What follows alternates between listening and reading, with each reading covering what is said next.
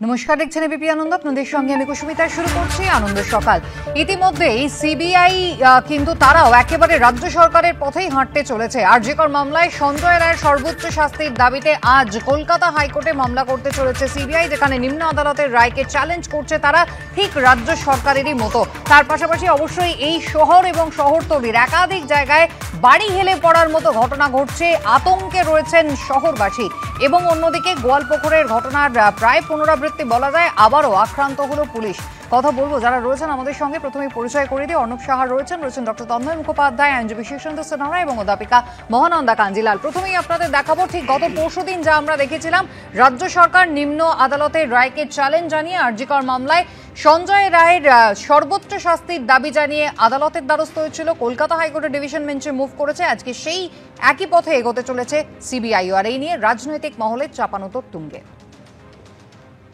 কেন কেন্দ্রীয় তদন্তকারী সংস্থা সিবিআই বিচারকের সামনে আরজিকরের ঘটনাকে বিরলের মধ্যে বিরলতম প্রমাণ করতে পারল না? এই প্রশ্ন ঘিরেই এখন শুরু হয়েছে জোর চর্চা। এই আবহেই এবার রাজ্য সরকারের পথে হাঁটতে চলেছে সিবিআই।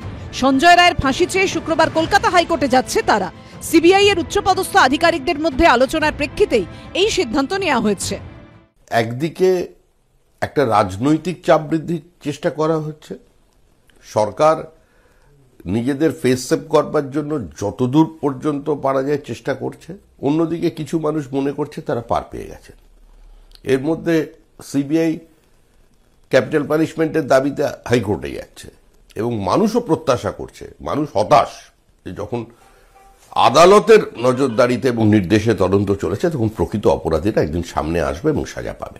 হাথরস কাণ্ড ধামাচাপা দেওয়ার ব্যবস্থা করেছে দিল্লির সরকার। সিবিআই এর যে অফিসার মারফত, সীমা আহুজা নাকি নাম, তাকেই যখন দায়িত্ব দিয়েছিল সিবিআই পক্ষ থেকে অভয়াকাণ্ডে, আমরা তখনই সন্দেহ প্রকাশ করেছিলাম যে রাজ্যের সঙ্গে সঙ্গে দিল্লির একটা কোনো খেলা নিশ্চয়ই আছে।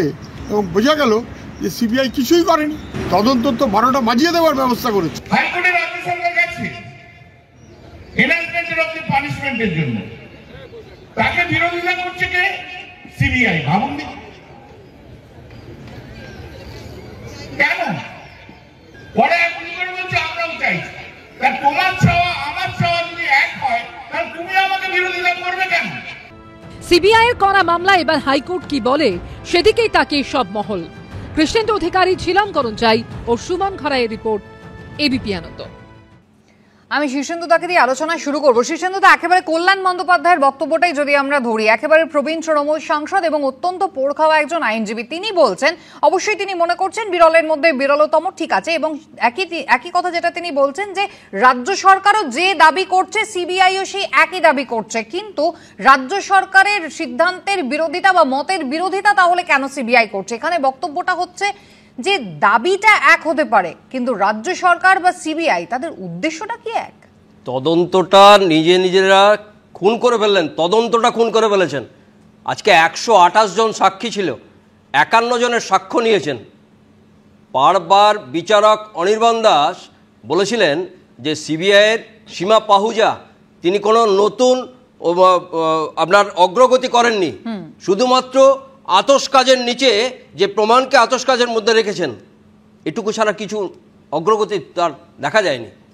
আজকে সেই জায়গাতে রাজ্য সরকার গেল কি সিবিআই গেল, সেটা পরিবার কিন্তু তিনি চাইছেন না। এবং পরিবার চাইছেন উদ্দেশ্যটা নিয়ে প্রশ্ন উঠবে না যে কেন যাচ্ছে? রাজ্য সরকারেরই বা উদ্দেশ্য কি আর সিবিআইয়েরই বা উদ্দেশ্য কি? এক তো নয় এদের দুজনের উদ্দেশ্য। এমপি বললেন না চাওয়া একই, চাওয়া নয়, চাওয়া আর পাওয়া তাতে এক হয়ে গেছেন, শুধু চাওয়া নয়।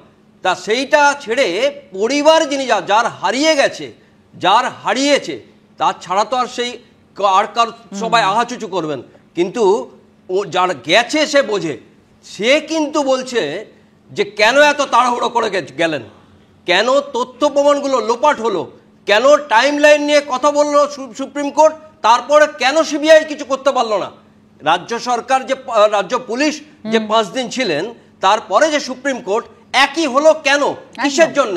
আজকে যদি তাই হতো, সুপ্রিম কোর্টের বিচারপতি পাদ্রিওয়াল বলছেন যে আমার 30 বছরের কর্মজীবনে আমি আমার এরকম তদন্ত দেখিনি।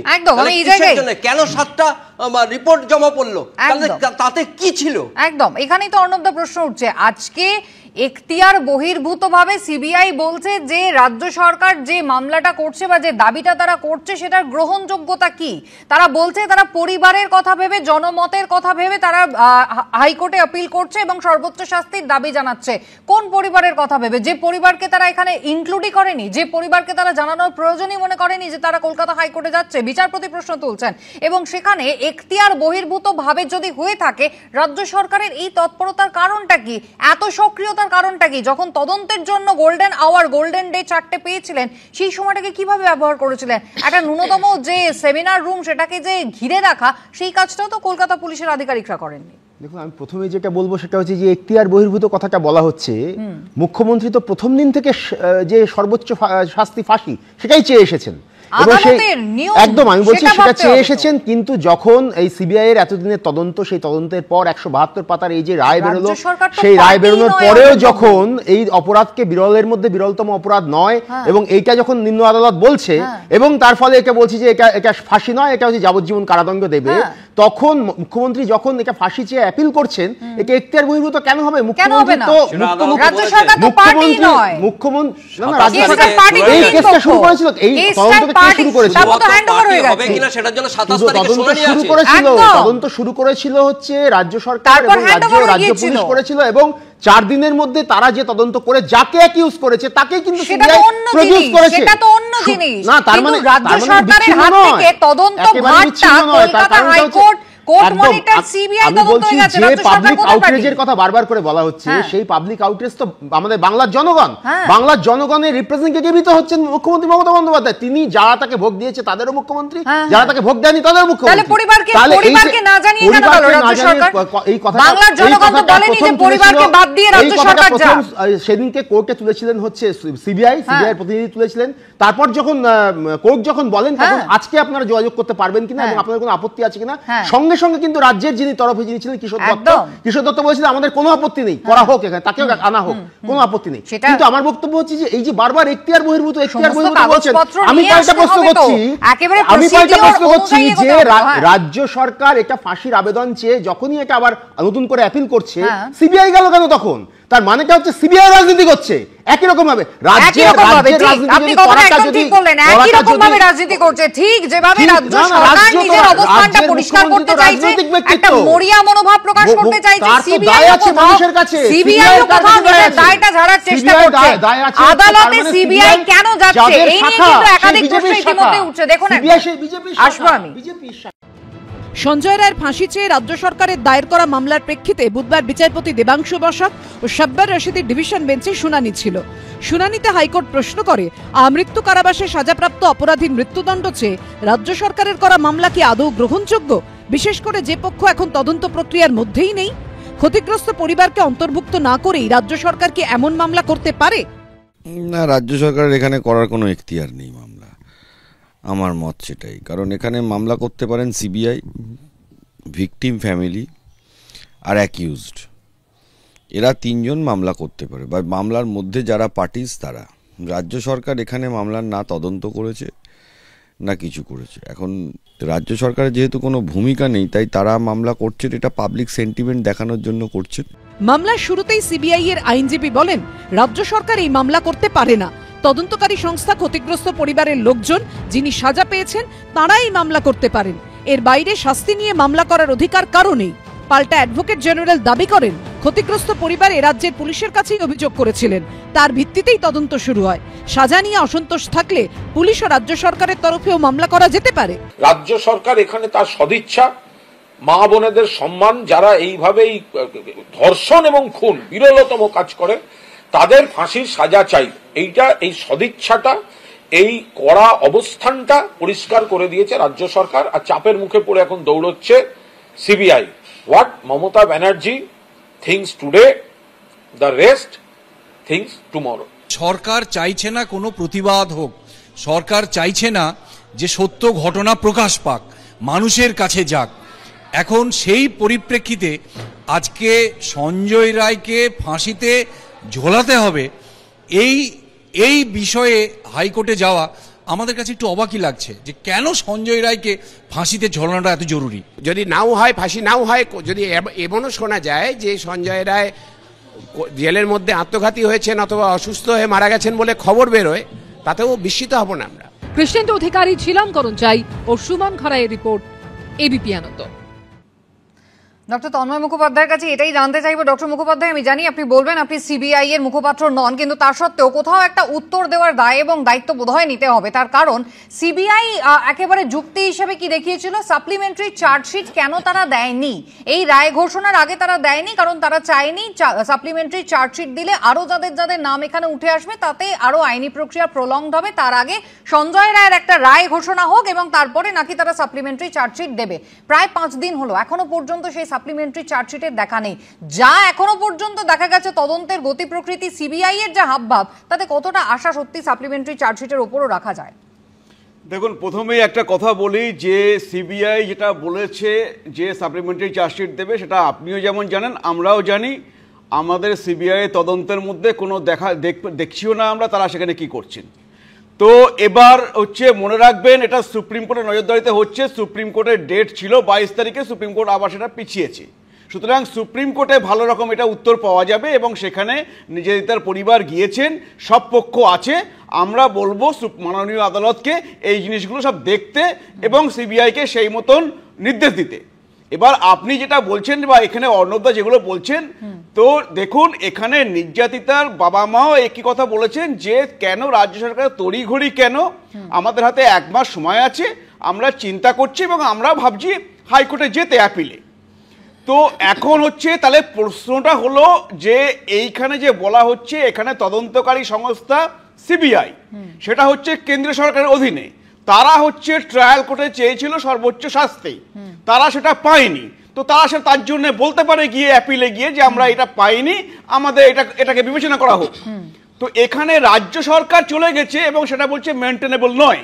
এখন রাজ্য সরকারের উদ্দেশ্যটা কি, যে উদ্দেশ্য নিয়ে তারা নিয়ম ভেঙে রাত্রেবেলা ময়নাতদন্ত করেছিল, তড়িঘড়ি করে বডি পুড়িয়ে দিয়েছিল, সেই একই উদ্দেশ্য নিয়ে তারা যাচ্ছে। বিরলের মধ্যে বিরলতম প্রমাণ করা গেল না কেন? তার কারণ হচ্ছে উপযুক্ত তথ্য প্রমাণ সিবিআই দিতে পারেনি।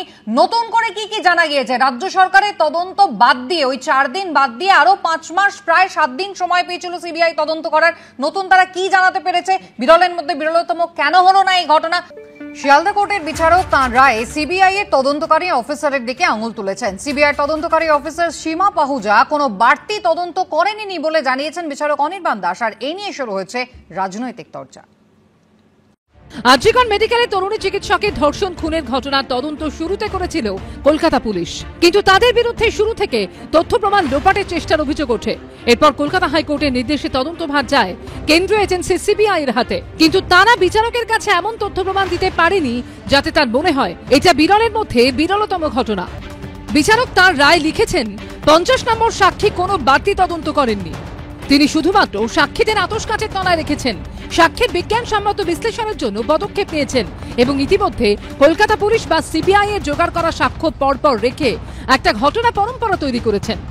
রাজ্য পুলিশ যতটুকু পদক্ষেপ নিয়েছিল, যা পদক্ষেপ নিয়েছিল, যাকে অ্যারেস্ট করেছিল, তারই পরিপ্রেক্ষিতে সিবিআই ইনভেস্টিগেশন দাঁড়িয়ে আছে। আর তো কত নতুন কিছু হয়নি। হয়েছে কি, ধরলাম ভুল হয়েছে, ঠিক আছে ভাই, ভুল হয়েছে, গ্রহণ করলাম না, খুব তাড়াহুড়ো করেনি ঠিক মতো, ঠিক আছে, একজনকে অ্যারেস্ট করেছে, ঠিক আছে, আরো অ্যারেস্ট করা উচিত ছিল, ঠিক আছে, কিন্তু সিবিআই পারলো না কেন? তাহলে আজকে ধরে নিতে হবে যে রাজ্য ধরে কেন? এটাই তো ঠিক, রাজ্য পুলিশ যা করেছিল সেটাই ঠিক, তার বাইরে সিবিআই কোনো বাইরে কিছু করতে পারেনি। যদি কিছু করার থাকে তাহলে যদি না করতে পারে সেটা তো সিবিআই অপদার্থতা। নিঃসন্দেহে এটা একটা বিরলতম ঘটনা। এখন আদালত কি মতামত দিয়েছে আর কল্যাণ বন্দ্যোপাধ্যায় কি বলছেন, তার থেকে বড় কথা হলো মানুষ কি বলছে।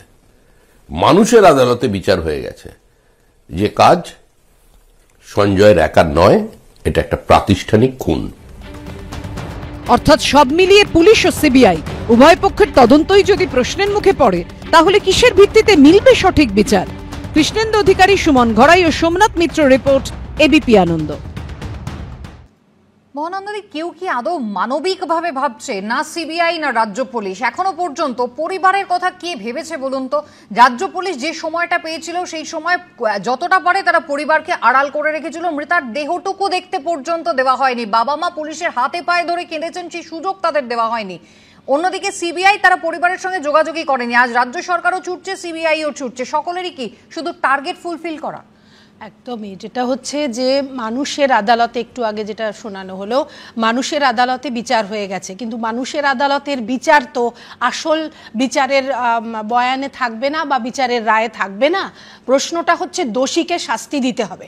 আমি এখনো মনে করি কলকাতা পুলিশ যথেষ্ট এফিশিয়েন্ট, কিন্তু তাদের কাজটা করতে দিতে হবে, স্বাধীনভাবে কাজ করতে দিতে হবে। এই কেসে আমি বলছি তো যে মাননীয় মুখ্যমন্ত্রী উনি পথে নেমেছেন, উনি বলেছেন ফাঁসি চাই, উনি আইন আনতে বলেছেন, প্রত্যেকটাতে সাধুবাদ জানাচ্ছি। কিন্তু তিনি কার ফাঁসি চাইছেন? তিনি সঞ্জয় রায় ফাঁসি চাইছেন। কিন্তু এই কেসে শুধু সঞ্জয় রায় কি একমাত্র অপরাধী তা তো নয়, সেটা তো জলের মতো পরিষ্কার হয়ে গেছে যে বহু মানুষ যুক্ত। আজকে যদি প্রশাসন থেকে, রাজ্য পুলিশ থেকে, প্রশাসন থেকে বলা হতো যে যারা যারা অপরাধী তাদের প্রত্যেককে ধরা হবে, তাহলে কিন্তু ট্রান্সপারেন্সিটা অনেক বেশি হতো। সেটা হচ্ছে না বলেই এত জল ঘোলা।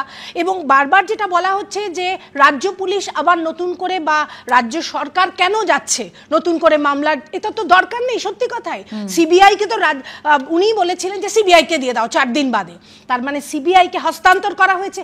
এবং সিবিআই, একটু আগে কল্যাণ বন্দ্যোপাধ্যায় বললেন যে কার বেসিসে সিবিআই কেসটা করছে, রাজ্য পুলিশের সমস্ত এভিডেন্সের ওপর। তার মানে রাজ্য পুলিশই তো সব থেকে বড় গুরুত্বপূর্ণ কাজ পালন করবে। সেটা কেন করা হয়নি? কেন তাড়াতাড়ি দাহ করা হয়েছে? কেন ময়না তদন্ত নিয়ে প্রশ্ন উঠছে? কেন বাবা মার প্রতি অমানবিক ব্যবহার করা হয়েছে? রাজ্য পুলিশের ওপর যদি আঙ্গুল তোলে মানুষ, মানে সেখানে তো সব থেকে বড় অসহায় হয়ে যাবে সাধারণ মানুষ। কারণ আমরা কিন্তু আর কিচ্ছু জানি না, আমরা সমস্যায় পড়লে পুলিশের কাছে যাব। একদমই তাই, একেবারে আদালতের দিকে সকলে তাকিয়ে রয়েছেন। তবে দেখুন, 128 জনের কথা বলা ছিল, তাদের মধ্যে মাত্র 51 জনের সাক্ষ্য গ্রহণ করা হয়েছে এবং সেখানে একের পর এক বিস্ফোরক তথ্য। কিভাবে সন্দীপ ঘোষ তিনি দ্রুততার সঙ্গে মৃতদেহ তদন্তের আগেই, ময়না তদন্তের আগেই একেবারে মর্গে পাঠিয়ে দিতে বলেছিলেন। এই এভিডেন্স ট্যাম্পারের দায়, তাহলে কেন তাকে আপাতত জামিন দেওয়া হয়েছে? কেন তিনি খুন ধর্ষণ মামলায় ইনক্লুডেড নন? আলোচনায় ফিরবো বিরতির পর, সঙ্গে থাকবেন।